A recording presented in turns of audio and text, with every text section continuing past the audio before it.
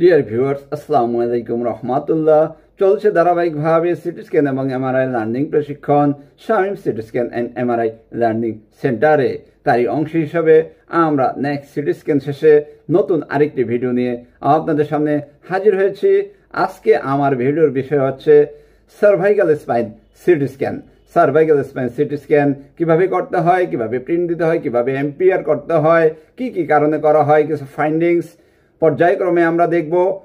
আজকে আমরা এই ভিডিওতে দেখব cervical spine CT scan siemens মেশিনের মাধ্যমে কিভাবে করতে হয়। তার আগে সবার প্রতি একটা রিকোয়েস্ট, কেউ যদি এখনো চ্যানেলটি সাবস্ক্রাইব করে না থাকেন তাহলে সাবস্ক্রাইব করে নিন এবং পাশে থাকা বেল আইকনটিতে ক্লিক করে নিন, তাহলে আমার ভিডিওর সর্বশেষ নোটিফিকেশন আপনার কাছে পৌঁছে যাবে। আরও একটি রিকোয়েস্ট, আপনারা যদি কেউ বই পড়তে চান, আমার কাছে বাংলা এবং ইংরেজি সমন্বয়ে কয়েকটি বই রয়েছে এবং আরও অনেকগুলো বই প্রসেসিংয়ে রয়েছে, সেগুলো ইচ্ছা হলে পড়তে পারেন। আমি সেই বই থেকেই মোটামুটি এই ভিডিওর 70% করে থাকি, তাহলে আপনারা আরও ভালো বুঝতে পারবেন আশা করি। তাহলে চলুন আজকে আমরা cervical spine CT scan siemens মেশিনে কিভাবে করে সেই ভিডিওটি ভালো করে দেখে নেই, তাহলে আপনারা সরাসরি মেশিনে গিয়ে এই কাজটি করতে পারবেন। চলুন ভিডিওতে যাই।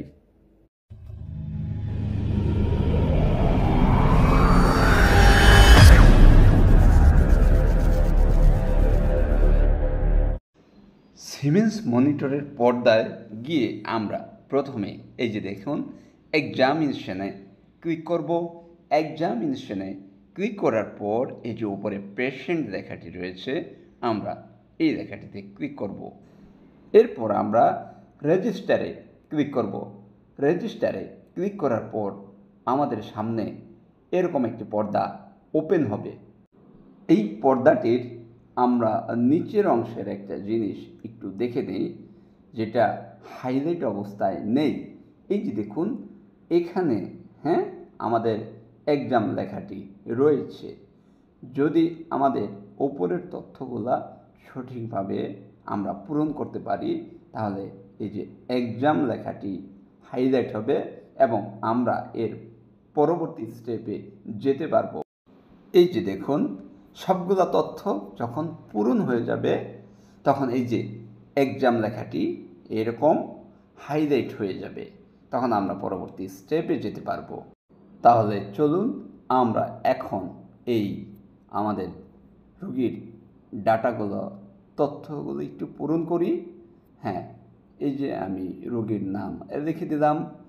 এখানে লাস্ট নেম আছে, ফার্স্ট নেম আছে, পেশেন্ট আইডি আছে, বয়স আছে, ওজন আছে, সেক্স আছে, এগুলোই আমি সব সঠিকভাবে পূরণ করব। এখানে একটু বলে রাখা ভালো যে এমআরআইতে এই তথ্যগুলো পূরণ করার সময় আমাদের ওজনটা দিতেই হবে, কিন্তু সিটি স্ক্যানে আমাদের এই ওজনের ঘরটা পূরণ না করলেও চলবে।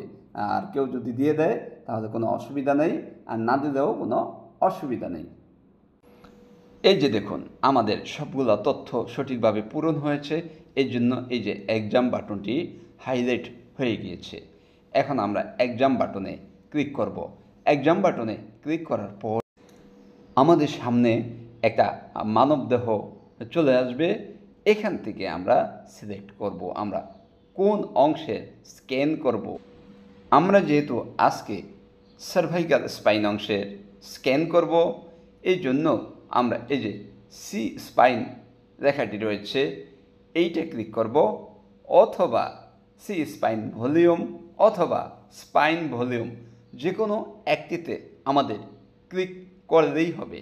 এখন আমি যে কোনো একটিতে ক্লিক করে দিলাম। ক্লিক করার পরে আমার এই যে ওকে বাটনটিতে প্রেস করতে হবে। ওকে বাটনটিতে প্রেস করার পর আমাদের সামনে এরকম একটি পর্দা আসবে। এখানে আমরা লোডে ক্লিক করে দেব। লোডে ক্লিক করার পরে মনিটরে এই যে প্রেস স্টার্ট নামে একটা অপশন আসবে।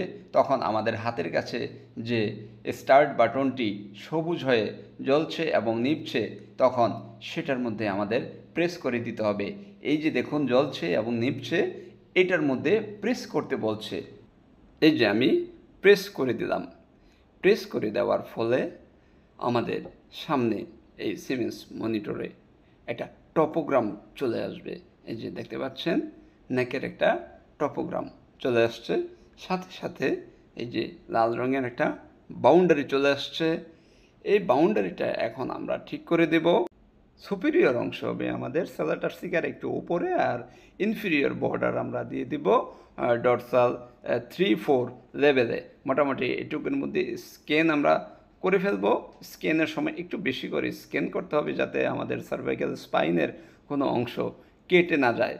এরপরে আমাদের আবার টেবিলটা মুভ চাবে। এই যে দেখতে পাচ্ছেন আমাদের বলছে প্রেস মুভ, অর্থাৎ আমাদের এখন টেবিলটি মুভ বাটনে প্রেস করে ধরে রাখতে হবে যতক্ষণ না পর্যন্ত মুভ কমপ্লিট হয়। তাহলে এখন এই মুভ বাটনটিতে আমি এই যে চেপে ধরে রেখেছি, এই যে দেখুন টেবিলটা মুভ হয়ে গেল। মুভ হয়ে যাওয়ার পর এই যে দেখুন প্রেস স্টার্ট লেখাটি মনিটরে চলে আসছে, অর্থাৎ এই যে আমি বড় করে দেখালাম প্রেস স্টার্ট লেখাটি চলে আসছে।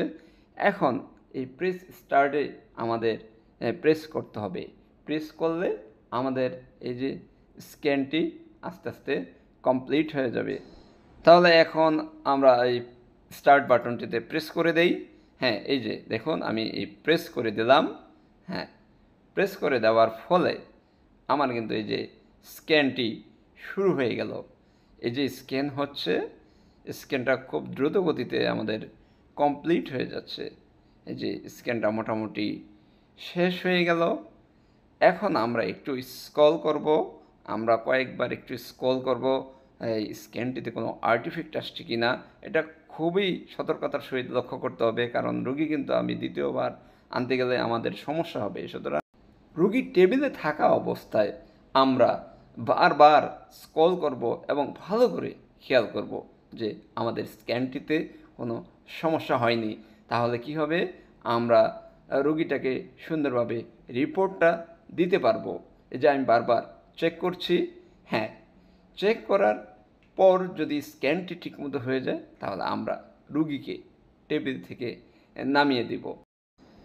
রুগীকে টেবিল থেকে নামানোর পর রুগীকে বা রুগীর সাথে যারা থাকবে তাদেরকে আমরা ভালো করে বুঝিয়ে দেব যে রুগী কখন তার রিপোর্টটি পাবে।